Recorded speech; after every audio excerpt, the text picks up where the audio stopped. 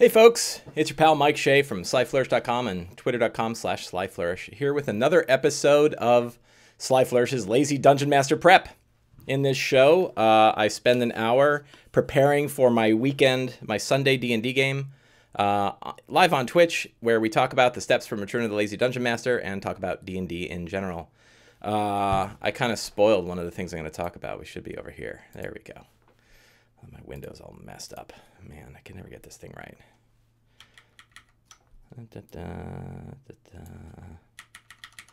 There we go. That's a little better. Oh, I'm constantly rearranging these windows. So today, we're going to have another special episode where we probably don't go through all the steps of the Lazy DM and instead talk about one particular topic, and that topic is boss fights. Because today, my group is facing none other than the Atropol. This is a spoiler, by the way, for Tomb of Annihilation. Facing the dead god in the Cradle of the Death God, as well as the dead god's father, Acererak. So, boss fights are really tough. They're really tough to run. I've not found I've run boss fights for decades, and they are, it's really hard to get them right. And today we're going to kind of explore that topic in particular a little bit. By the way, if my mic is coming in hot at all, let me know. My mic was coming in really hot yesterday. We had a show yesterday where I talked about Princes of the Apocalypse, and my gain was too high and it was spiking. So let me know if my audio is good. Gondolar is here. Welcome. Magis1982 is here. Good to see you. Mark Masio13 says it sounds perfect. Excellent. Good to hear.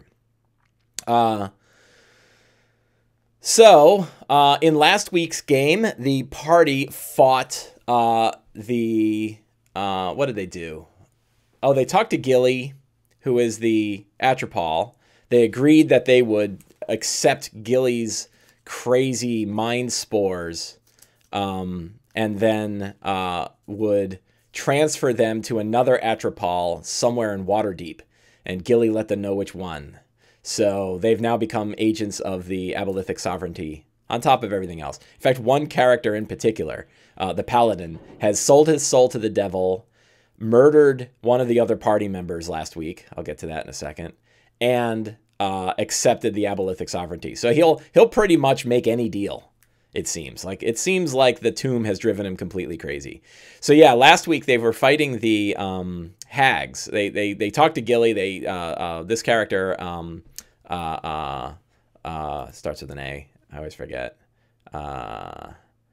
Alistair, the fallen Aasimar Paladin. Boy, is he fallen hard. He accepted the mind spores of Gilly and now knows the location of another Aboleth down in the sewers of Waterdeep. And is going to go down there. So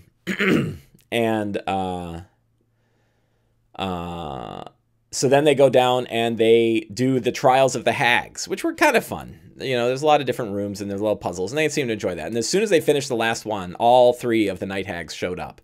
And they started hammering the characters with spells from the Blasphemies of Borbawalish, which we talked about last week. These are Rob Schwab's 5e really dark spells that you can add to your D&D game, and they worked really well. They were scared. The players were like, these things are crazy. Their bones are flying out of their bodies. They're getting half teleported in and out of walls. All kinds of really nasty stuff is happening to them. So that was a lot of fun. But they did defeat two of them, and the third begged for her life and said, I know things about that will help save you. In fact, I know how you can forge a weapon that will do it. And so earlier, one of the characters, Gabriel Tharmond. Tharmond is a paladin. Gabriel was his original character who was killed by hags previously, but his soul was trapped by the Soulmonger, and he was sort of half resurrected into Tharmond. Tharmond had all of Gabriel's memories, but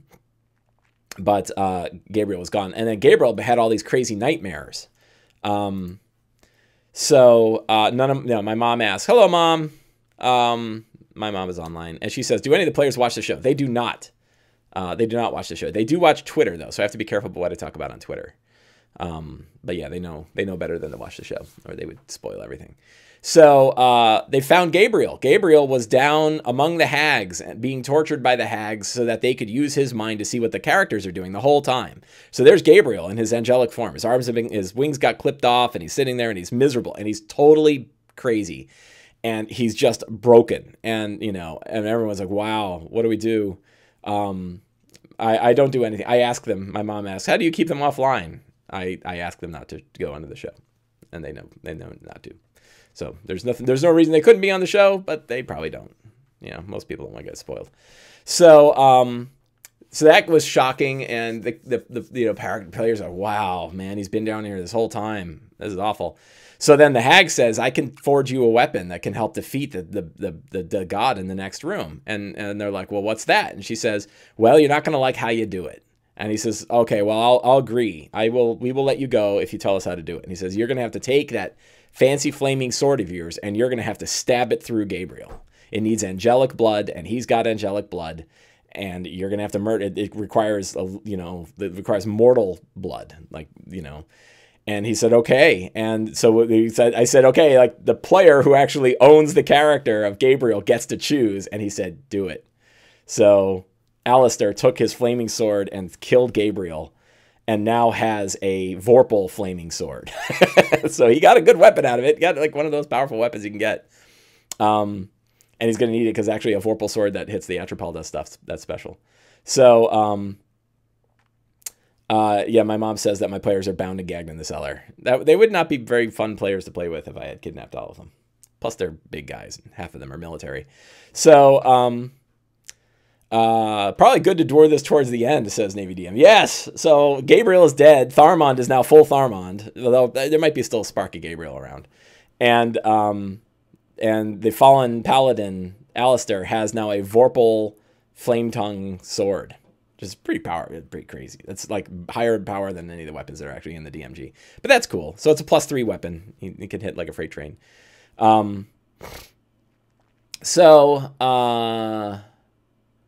Yeah. And then they opened the door. They took the 5 keys and they opened the door, and now they are in the Cradle of the Death God. Let's pull up a little map here for the Cradle of the Death God.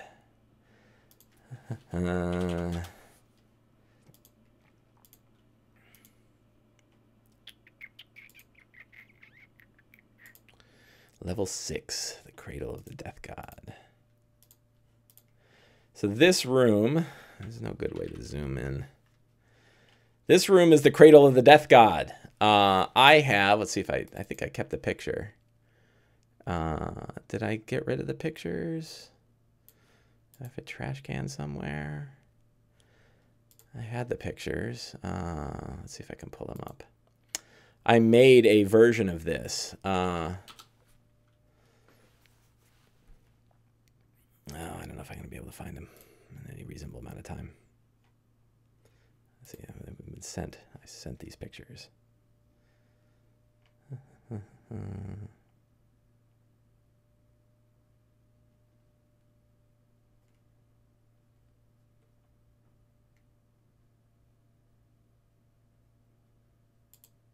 Yes, I found them.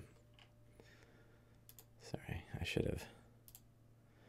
Open in folder. And then we go to here, and we pop open a new window, and we drag it in. So this is my Dwarven Forge representation of the Cradle of the Death God. I'm kind of getting rid of the walls, and I want it to have a lot of open space to kind of freak them out. Navy DM says, are you going to give him Blackguard levels? Probably not now, because they're in the last fight, so I don't think he's getting anything new. They got everything they want. I got 6 full players today, by the way, so it's going to be a lot of characters. This little mini right here is not what I'm going to be using. One of the players actually is printing me an Atropal mini, so I will have a 3D printed Atropal mini that is apparently going to be awful. But the rest of this room, this is sort of a top view from the back, and lots of places. All the lower level will all be lava, and I don't know about walls or anything like that. We'll see. Maybe it's just kind of an open, some kind of weird open plane. Is this functionally the end of the adventure? I believe it is the end of the adventure. In fact, one of the things that is worth discussing, especially for those of you, I think Navy DM, I think you actually ran this, right? And one of the things is I don't know that I want to go through all that monkeying around in the last part. Like there's this whole other section here with like patterns on the floors and all sorts of weird things that you have to run through. I think I want them to just get out. Like I want them to, maybe they'll get through this last chamber and they will see like Warren's body or something, you know, but I don't know. I kind of want them to just escape, you know, and get out. And, I don't know if it's worth running these other levels, 78, 79, 80, 81. So Navy DM are they worth running those last 4 rooms? How does it depend upon a Serac? Well, we'll talk about a Serac, but yeah, I don't know whether I want to run that stuff where it's like, if you step out of the gate, you know, you get out. That seems a little easy though. Like you could just run past the thing and fly over and zip out and you're done. But it's a one-way gate, right? So, so boss fights. So they're going to be fighting essentially 2 fights back to back. The first one is the Atropol and the Atropol and the Soulmonger. And I believe that the Soulmonger, so this is room 77.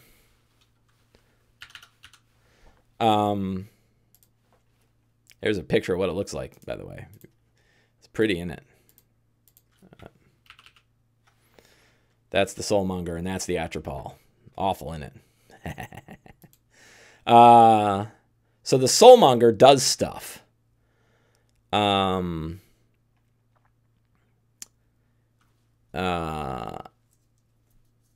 I think they're going to have to break more than one strut.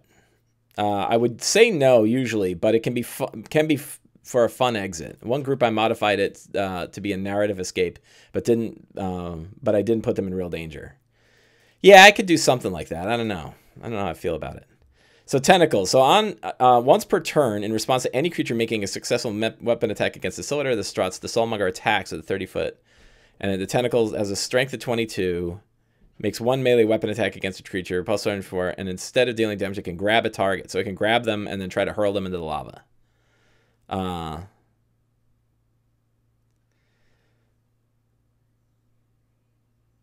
How many tentacles does it have? Because you can attack the tentacles.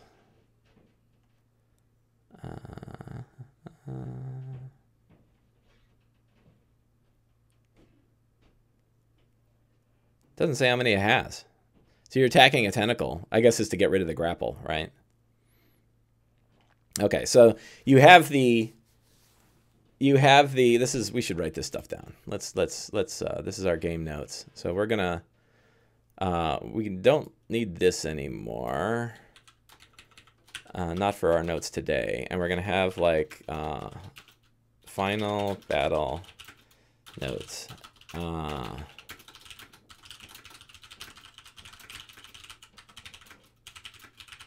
guess, is that a reaction? So let's see, once per turn in response.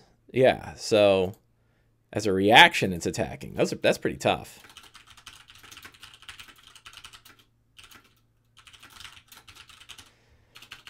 And that does a lot of damage. And then you have the Atropol itself. And the Atropol, so one thing is we have 6 players. So I'm going to give the Atropol more legendary actions than it normally has, and also almost certainly going to increase its hit points. Frankly, in their weakened state, Serac has whooped several groups I played with, but those were groups who I made the whole adventure deadlier for, so it wouldn't be a cheap feeling death. Yeah, we'll come to that in a second. We're going to come to a Serac and how to handle that, because I got thoughts. I want to handle that in potential roleplay situations. Let's see, we go back. I just put that up there on the screen. Is this fitting all right? Yeah. I got a lot of windows open, sorry. Making sure everything looks good. So the Atropol has 225 hit points, but it could really have as much as like 325 within its hit point range. And given that there's 6 characters boosting its hit points, I'm pretty much going to give it whatever hit points feel right. That's a big cheat. I'll hit it until it feels like it shouldn't be hit anymore. Which I know is some cheapness, but, you know, we'll see. It is vulnerable to Radiant, so it's particularly that Paladin who did all that evil stuff. He can do, in fact, Radiant stuff against it's really powerful. So that's That's good to know. And that helps carve through a lot of its hit points. It's magic resistant, and the negative energy aura is what is going to pump damage across the whole room. And I might have this escalate, so it might start off at 10 and then start to get heavier. And if they hit it and critically... so if it's struck by Vorpal Sword, the wielder can cut off the electrical's umbilical cord instead of damage. And I guess it does that whenever it's... I think that might be a couple of hits. I don't think we're going to have that just be the first hit. Like 2 or 3 hits will do that. Although he's going to be attacking him multiple times, so we'll see. Give the umbilical cord some damage. But that will get rid of this inability to heal. I mean, they did sacrifice a character to get the Vorpal Sword, so you definitely want to give them that advantage. But I think we'll do, 2 or 3 rounds of hits. It has a life drain, which is really rough. 36 point DC 19 Constitution saving throw. So that's powerful. Ray of Cold attack.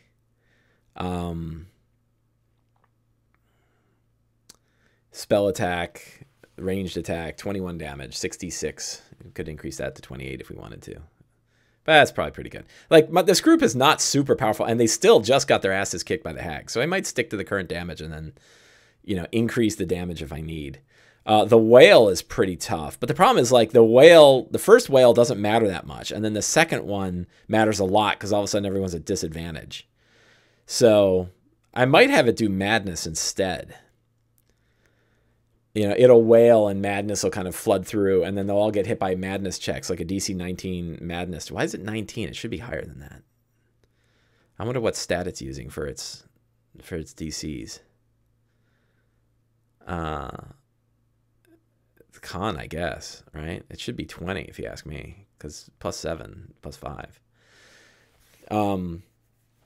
So I think madness, and then like madness and the ability to shake people out of madness will be a way to kind of increase the overall threat of this thing. I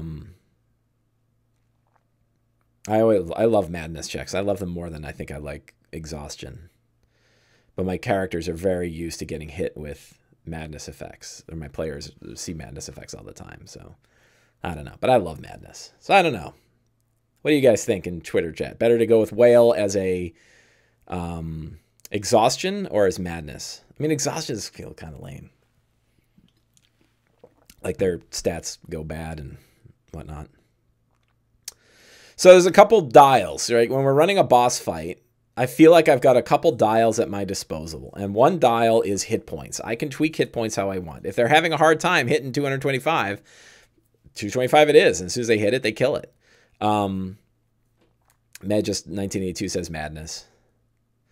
Vote now. Vote now in the chat.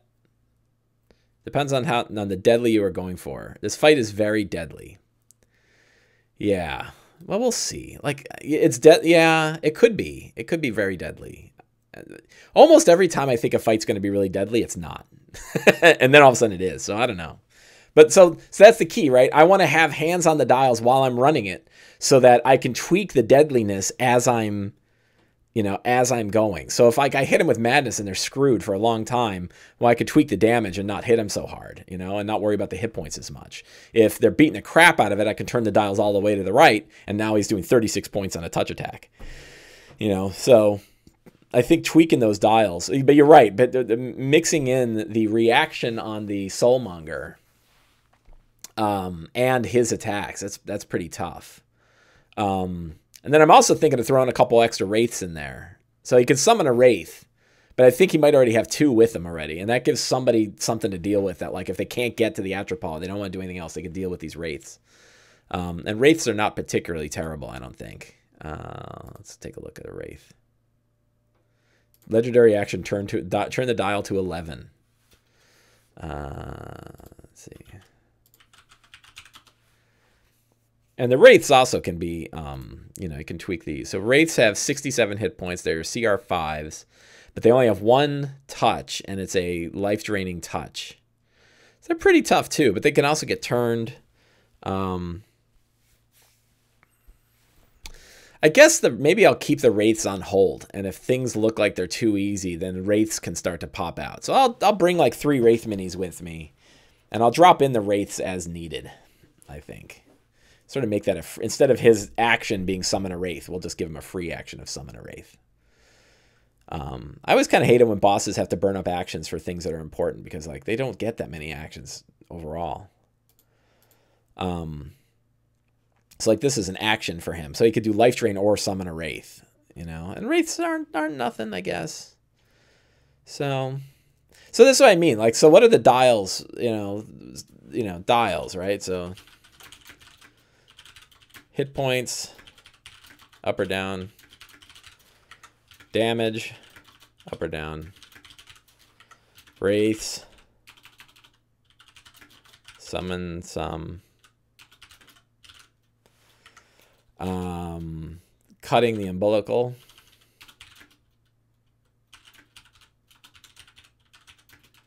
That's a dial. Yeah, so I can actually sort of describe, I don't have to describe them as wraiths, right? I can describe them as these like spectral entities and either use the stat block for the wraiths, but also you could just lower the wraiths' hit points, right? Oh, are you supposed to be able to see what I'm typing? Good question. Yes, you are. Let's go over here. These are the notes. Thank you, Gondlar, for bringing that up. So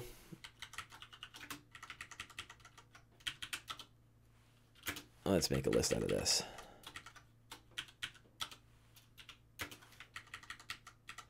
I kind of get a little bit of crap about the whole tweaking hit points and tweaking damage as dials, but they're easy. Like, they're easy, and I'm lazy. So, you know, like, and you can do them in your head, right? You don't have to do anything to be able to change those up. Remember, it's easier to change damage up and down when you're doing static damage than if you're doing dynamic. If you're doing dynamic, you just throw a couple more dice in there. But people kind of notice that you're changing the dice. I had a guy yesterday where I doubled damage on a crit, and he was actually polymorphed into the same creature I was using. He's like, "You're critting too hard." I'm like, "Not this guy. This guy crits really hard." So yeah, he's like, "Oh, okay." But he caught me cheating on crits. I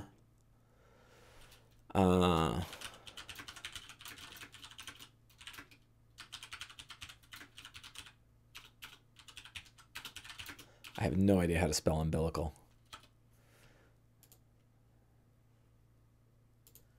Hey, I spelled it right.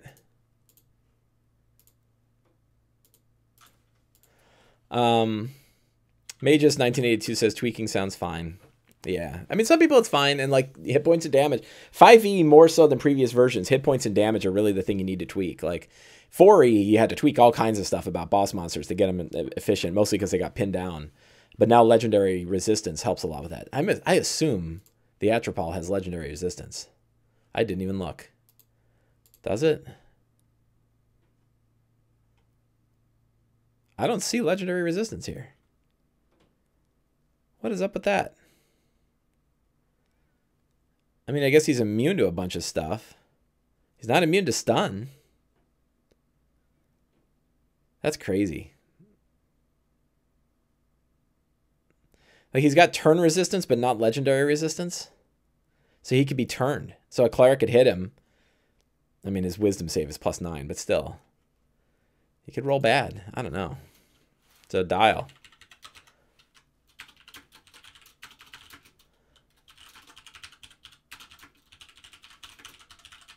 I find that's amazing to me that it doesn't have legendary resistance. So we can also toss characters into lava with the tentacle attacks from the Soulmonger. So Navy DM, since you ran this now a couple of times, what did you find to be the deadliest parts of this fight? Was it just pure damage output? Was there a particular thing that the Atropal did that made it really lethal? I'd like to know what, you know, I'm very interested in talking to the people who've actually run it. Like, we all have theories, and I'll know a lot better, you know, next week. In fact, probably next week's game we'll talk about it. next week's session, we'll talk about how it went and what I would do differently. And I'm sure there will be things I will do differently. Boss fights are just so complicated.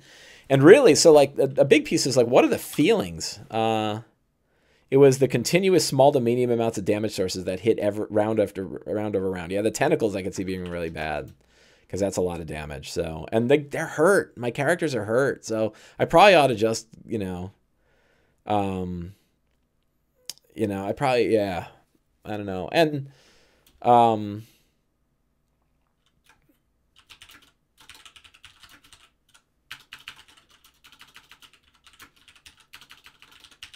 so what are the feelings when we talk about falling into lava is also not great. So the feelings we're going for. So the whole point of running a boss fight is to get certain emotion, like conducts. Unlike the rest of D&D, I really feel like the rest of D&D, your best thing you can do is sort of go with where the story goes.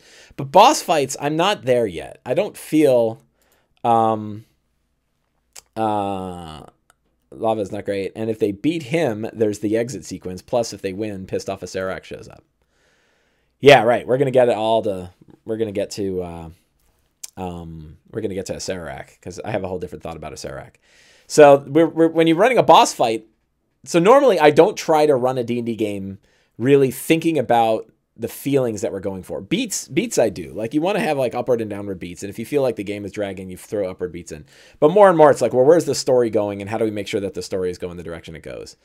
But in a boss fight, I'm not there yet. I'm not at the point where I'm ready to let go of, trying to get a certain thing to occur and just letting the story go the way the story goes. I'm not quite there yet. So I really want to think about like, what are the emotions that I'm trying to invoke in the players? And it's like danger, right? And anxiety, but not hopelessness. I don't want them to lose, this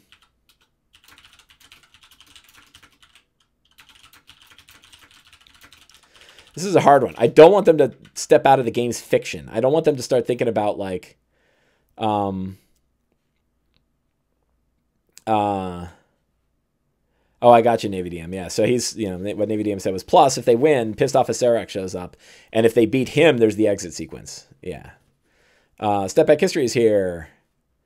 Would you have a denouncement session? What does that mean? What is a denouncement session? So I don't want them to step out of the game's fiction and think about like, what are the mechanics or what's Mike doing, right? I don't want them to think about what I'm doing. I want them to think about what's happening in the game. And it's hard to do, right? Now you do that through speaking the narrative and describing what's happening more than just saying you take 28 points of damage. You want to really kind of, explain, maybe you explain that, but you always want to draw them back into the fiction. You want them to feel, a big one, you want them to win.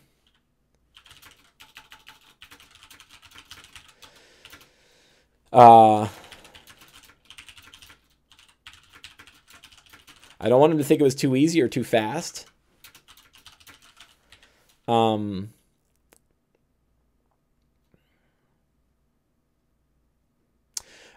yeah. So I definitely I think that's why I kind of want to skip those last rooms is when we're done with this, I want to hear like 5 years later, where are you? Like what happened to your character 5 years later? And that's a fun sort of event. I'd love to have a half hour at the end of the game to be able to kind of like hear what happened to the characters. Where did they go next? What did they do? And then kind of add in little bits of story into that part. I think that's more fun than I think that's more fun than, kind of monkeying around with more puzzles at the end. So it's this whole, like, you want him to win, but you don't want him to think it was too easy. You want anxiety, but not hopelessness. That's why the dials are important to twist. That's why it's like, well, you want them to feel like, oh God, we're like 2 hits away from killing this thing. How do we do it? You want that feeling, but you also don't want to feel like, Mike's just making up hit points and we'll just hit it till he decides it's gone, right? So, that's a real tough thing to do.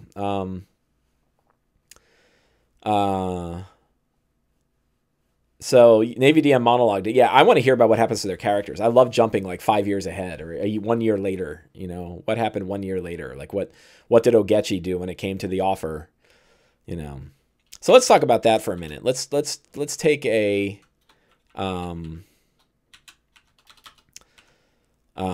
Give me a sec.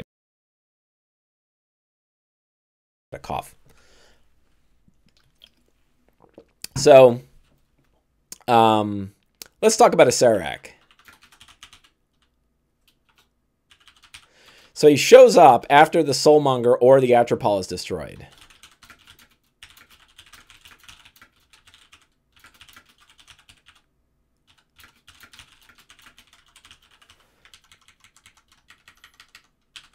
Right, so he's definitely showing up in my game.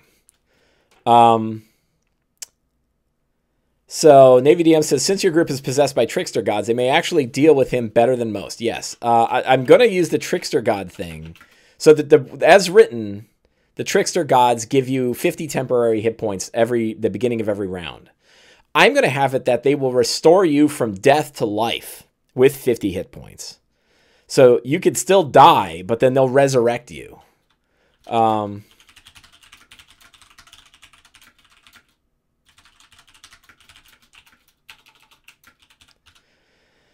they won't do it until the first time there's a TPK. So they don't actually rise. Like, I kind of want him to just, so, I don't know. I got to see if this is a jerk move. Acererak shows up, and he starts killing all the characters. Right? Well, so the other thing, how do I fit in Ogechi's deal? So Ogechi... Ogechi has been touched by Acererak, and he could clearly be an apprentice. And he could save the lives of the other characters. Acererak says, well, not all could be perfectly lost. You destroyed my Soulmonger, and you destroyed my god, but I have you. And that may be enough, right? So come with me, and we have something much bigger to do than this. Because Acererak wants to use Ogechi to open the door to get to the Night Serpent in my game. But I don't know how that shows up. Yeah, so I think he could talk to them, and if they attack him, he'll attack back, right? And he'll power word kill people, and he'll, I think he has some of the blasphemy spells. The blasphemies of Bor Boalish. But I think he ultimately would not mind making a deal. Yeah, so I don't know if it's a bargain necessarily. I think he's willing, so Navy DM says that maybe when the trickster guys start resurrecting him, he might make a bargain. But at that point, they're going to have a bargain. Like, no, we're just going to fight you, right? Because now we know we can survive. So I think he's got right. So don't forget. Right? Final battle notes.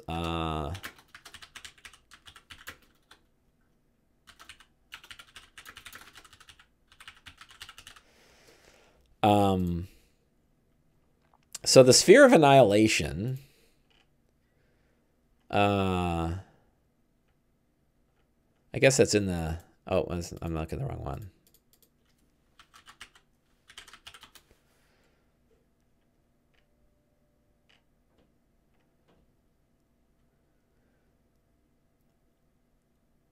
So he can move the Sphere of Annihilation. And I get my presumption is he can move it by people, right?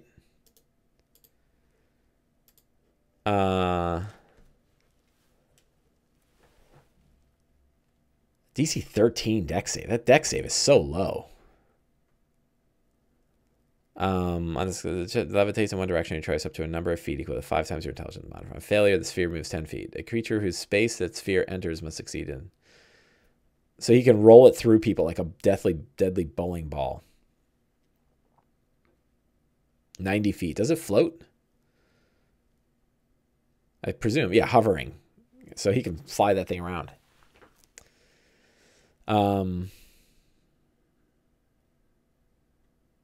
Step Back History says, I spend every day reading... I don't know Wordmill Games. Wordmill Games have ever published, and there's some good lazy DM stuff in those. Huh. I'll have to look at Wordmill Games. Yeah, so he can use his Sphere of Annihilation.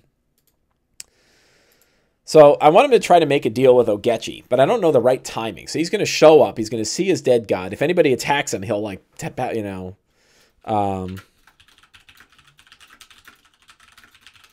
He doesn't put up with that. But he wants to make a deal with Ogechi because a key to the realm of the Night Serpent is powerful. He wants that. And Ogechi is that. So, but if,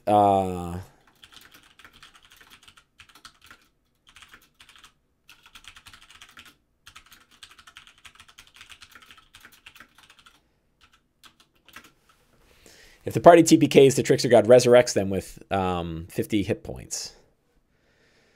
So that way there's at least a time where like they you know, again, you want that emotion, and the emotion should be, my God, this guy's just killing us. He's killing every one of us. Well, yeah, he is, you know, and then you die, and then the Trickster Gods say, we told you we were valuable, and they resurrect you. And then what? You know, should they resurrect every turn? Do they give the 50?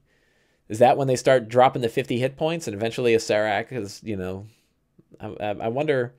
I mean, I suppose at that point it could go. The only problem I could see is how your players roleplay. If they are roleplaying the possession by the Trickster Gods and they see Acererak, they are less than pleased.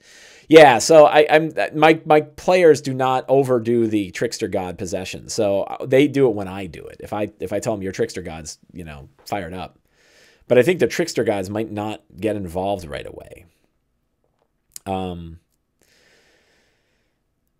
So the question is, so they give the Trickster Gods resurrect, even if they get killed by the Sphere of Annihilation or Disintegrator, even the worst ones, Power Word Kill, the Trickster Gods will resurrect them. They have that ability to resurrect them. And then, so the Trickster Gods can resurrect them and gives them 50 hit points, which is not a small amount of hit points. What if they die again? Did the Trickster Gods continually resurrect them? Do they drop to 1 instead? You know, I don't know how that works. Because that just means that the Trickster Gods can't be beat. Uncle Jungle George says just once. Afterwards, the Trickster Gods mail them a bill for all the diamonds they use. Yeah, right. I mean, yeah. So do you want them TPK'd after that? Do you want them to just essentially have the unlimited hit points?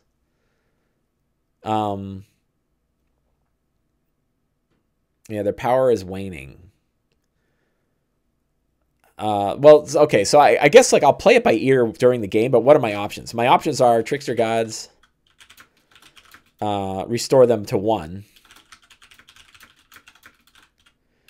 which is essentially unlimited hit points. It kind of becomes this weird situation.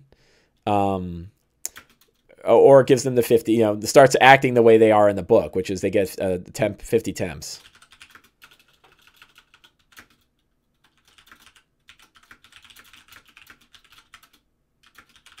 Which is really, that's a lot of hit points. Like, you'll never break through that. You know, Acererak will never break through that. So that, you know, that feels like too many to me. I saw that and I'm like, well, now you might as well just give him anything.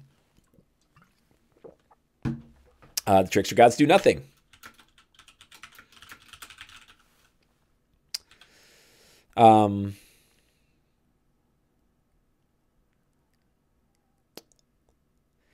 Even if they are resurrected at the beginning of their turn with 1 hit point, I think I'd kind of like that best. Like, Acererak can still kill them again, and then they're constantly resurrected again until eventually Acererak is like, oh man, you know. You could have them stabilized. So they'll put them at 0, but then they'd still be unconscious. 1 hit point means they can actually act. But then you can fireball them and they all drop again, right? And then they're all restored to 1 hit point. That's still better than what they get. So I think the 50 is too many, right? I think 1, you know, full resurrection and then 1, I think is probably better. Almost any hit points don't matter, right? If you're getting them anyway, you're still going to be back up. Navy DM, what do you think? What did you end up giving the characters, and what would you, if you know, with your choice is anything? How would you handle them? Oh, yeah. So it can also paralyze and incapacitate. I'm gonna be careful with those because they pull players out of the game. You know, that when you remove a player's ability to do anything, it really sucks. So he could do it, yeah, and that would be a powerful thing to do. And maybe he will. Like if a guy's getting a whole lot of action, he'll just bang, he'll throw a thing on him. Oh, one thing I'm gonna do that's gonna be dick is Acererak has permanent fly. He wished himself to fly. If he can wish Belcors to be improved and Vizzed forever, he can make himself fly forever. And he's a Lich, and it's a great room for flying. So I'm definitely going to have Acererak fly, and that doesn't cost him concentration or anything. He can do other stuff too. And he also has access to any spells that he wants, as far as I'm concerned. Which is a good question about like what spells are going to matter, right?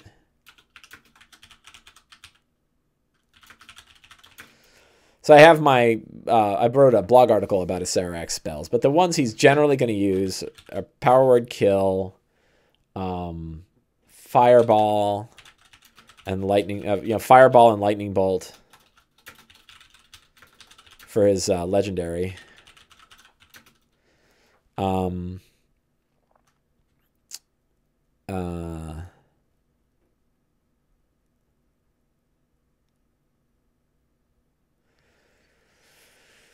Yeah, I think by the time he starts, maybe he'll sort of kill Finger of Death. Disintegrate.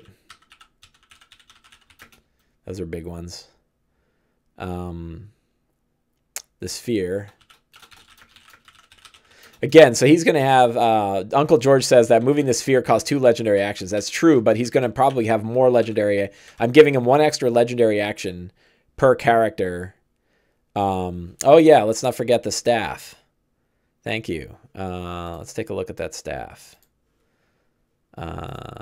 He is wielding a Staff of the Forgotten One.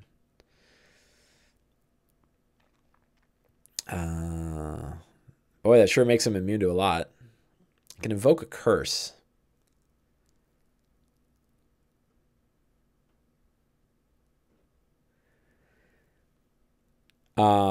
So the invoke curse, that would be a fun, let's see. So the problem is it takes an action to do the curse, but he could probably use a legendary to do that. So we'll get him a legendary invoke curse.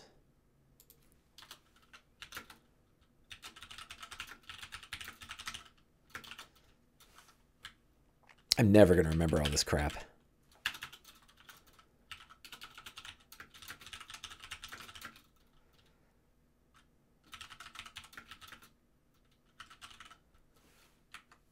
Yeah, so Uncle George says you didn't use the staff very much.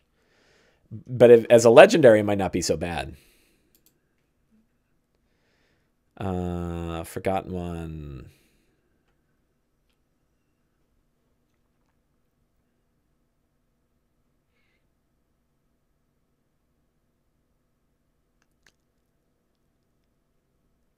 So there's a life force of the staff. I guess that's it.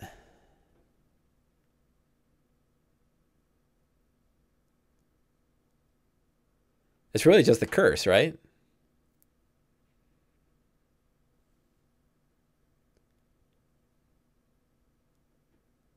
The question is, how do they feel after the Soulmonger? If they whoop that, a short fight with Acererak could be fun. If it's bloody, which I would expect, it might be better to have Acererak focus on his goal with a PC. I think that's what's going to happen. If their decision is like, we really don't want to fight Acererak and we want to negotiate, he's definitely willing to negotiate. But his negotiation is, Ogechi, you pledge yourself for at least 1,000 years of service to me. Or something like that. You become my apprentice. And if you become my apprentice, I will show you things well beyond any of this nonsense. And you and I are going to go somewhere really special. If they say yes, then that's it. Like, I don't need him to kill everybody. But if anybody attacks him, he's going to fight back with the worst with the worst spells he's got. Let me look at my...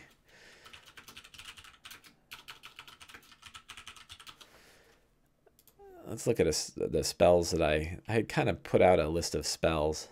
Oh, Time Stop. So what's he going to do with Time Stop?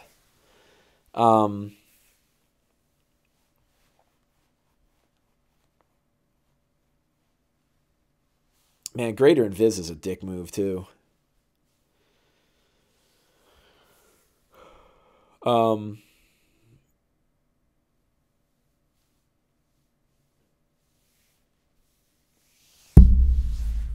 Oh, there are Nothics in the room too? God, I don't need more stuff. I forgot about the Nothics. This room, man. It's a bit much.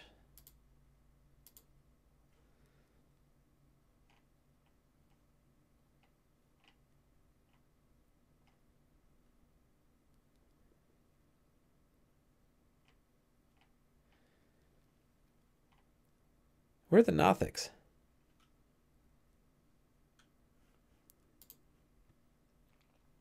Oh, not in the room. Chained to the walls in the other portal. Yeah. Yeah. I don't think I'm going to run those rooms. I will play it by ear. I'll see how things go on whether I run the rooms after that.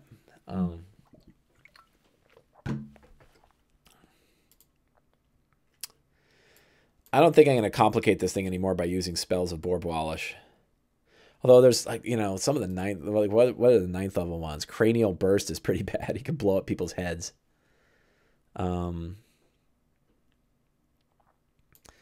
Cranial Burst. Let's flip over real quick. You guys can see this. Cranial Burst. Up to 10 creatures you choose within range must make an intelligence saving throw. Constitution, constructs, oozes, other creatures, blah, blah, blah. Creature takes 13d6 psychic damage and becomes frightened for 1 minute on a failed saving throw, or half as much damage on a success. If it drops into 0, their head explodes, killing them instantly. Pretty badass for a 9th level spell. So you might try that. It's not like Power Word Kill. Does he get multiple 9th level spells? I think he does, right? I think he's like one of the only creatures that does.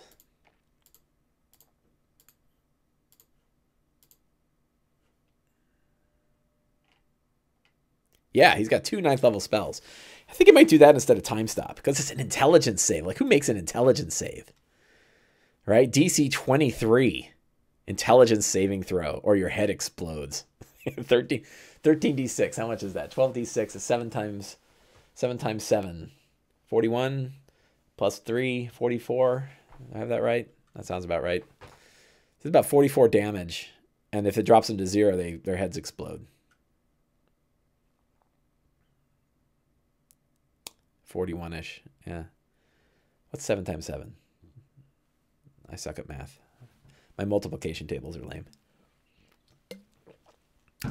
So Cranial Burst might be a fun one. 49. 7 times 7 is 49? So, yeah. It's 12 times 3.5. 12, 24, 36. And another half of 12. And another half. Yeah, you're right. 41-ish. I was thinking 14. So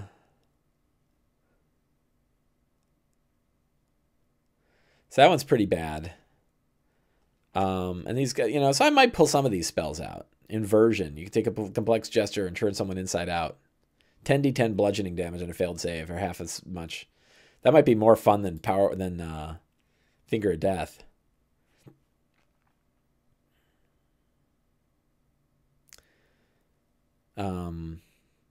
You know.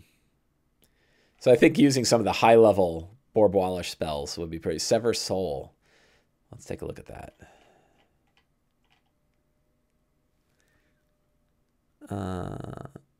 5d10 psychic damage. Charisma saving throws at the end of each of his turn. If it succeeds in the saving throw against the next target,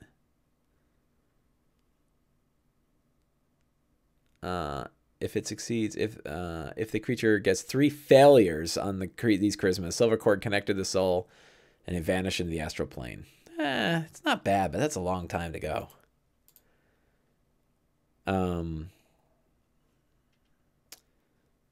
Are any characters not native to the... They are all... So there's Aasimars, but I think even those are native, aren't they? I can't remember. We do have a couple of Aasimars.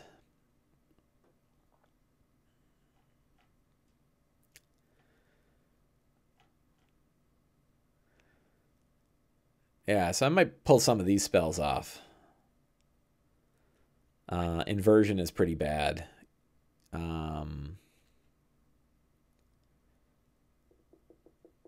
Betrayal and Bone. Is that where he rips the skeleton free?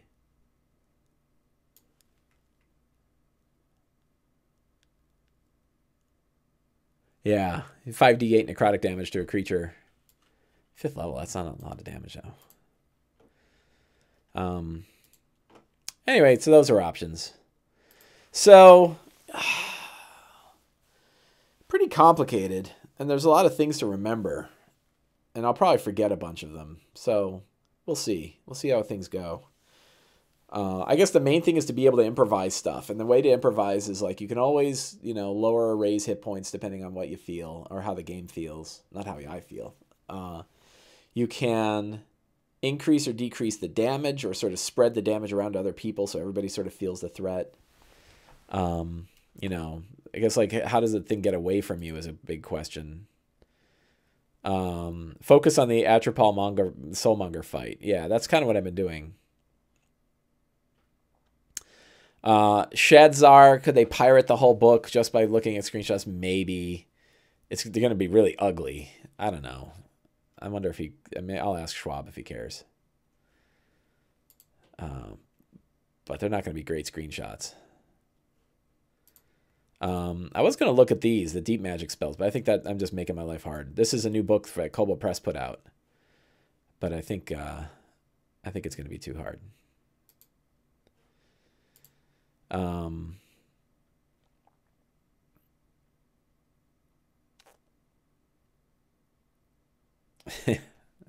I guess it's possible. I don't know. I mean, there's a preview of the whole thing on the site. Frankly, you should go buy it. If you're one of the 39 people, don't screenshot it and steal it. Go buy it. It's $3 for crying out loud. $3. Go spend the $3. So I think, I don't know. I don't know what else I got to worry about here. I don't have to worry about secrets and clues and some of the other stuff because it's really going to be a big fight.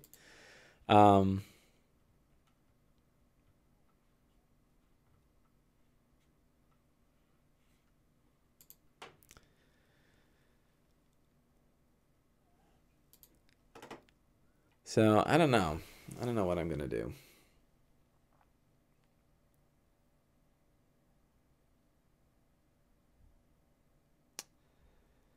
I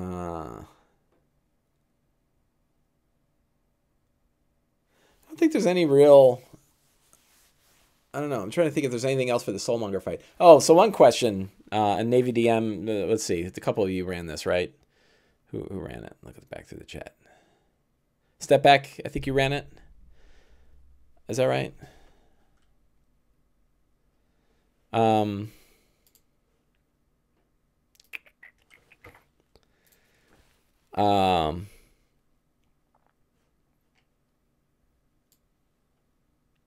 Shadzai, that's probably a good point. I will quit broadcasting entire PDFs.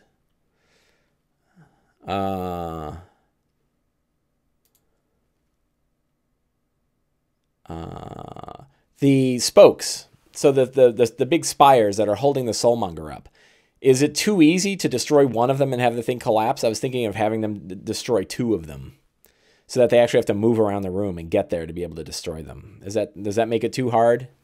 Am I making this whole thing too hard? I guess I can see, right? Like if they're having a hard time destroying one spoke, but if I don't want them to destroy the thing in the first round. Also, the thing I have in mind is I think at least two of the players have played this before, so they kind of know what's going to happen, and I don't mind surprising them. They're not adverse to surprises.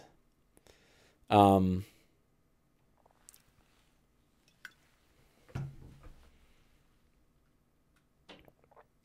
think 2 is good? I think we'll go with 2. I do have a paladin, which also means that when they're hitting the a smite crit would one-shot it. Yeah, exactly. So I think we'll do that. We'll do 2 spokes, dials, number of spokes.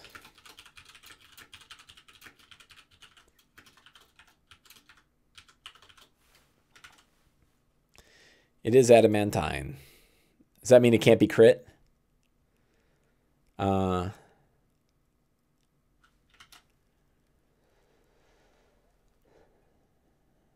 Are there any other dials? So there's wraiths. There's the umbilical.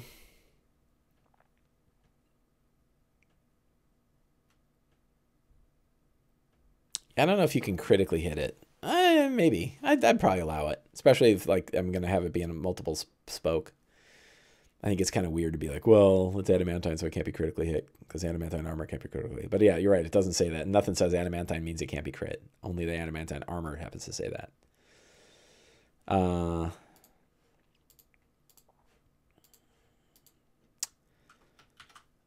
So what else?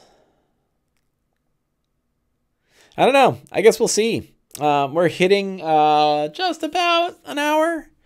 So I think we will call it a day here. Please wish me luck.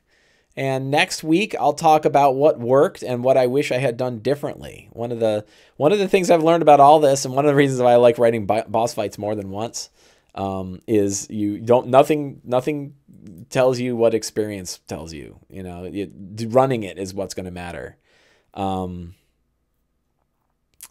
So we will see how it goes. And it'll look cool anyway. I've got glowing props, and I've got a mini showing up, and I've got a really cool Acererak mini. So we'll see how this whole thing goes. And I will see all of the rest of you next week. So thank you all for a fine show, and have a great week.